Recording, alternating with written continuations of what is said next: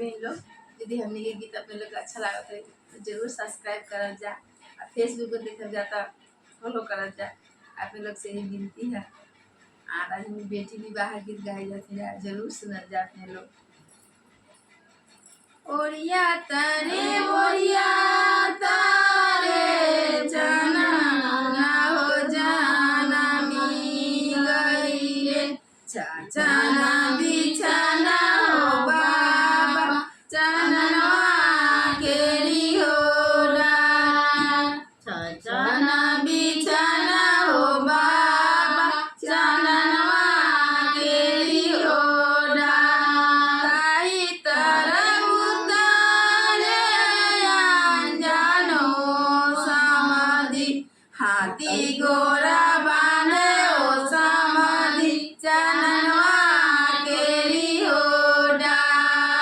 हाथी घोड़ा बाने ओ समाधि चनवा केरी हो अपने महलिया से निकले बेटी के हो बाबा काहे समझी तुरा जननवा केरी हो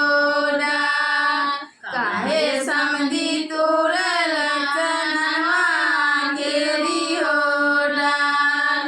राम रसोइया से बोले जानो बेटी काहे बाबा बोले जरा जलियो बोल काहे बाबा बोले जरा जलियो बोल साऊ बाबा जुगे हो लिया होता बिनु सारा ओ बाबा जाइबो भाई हो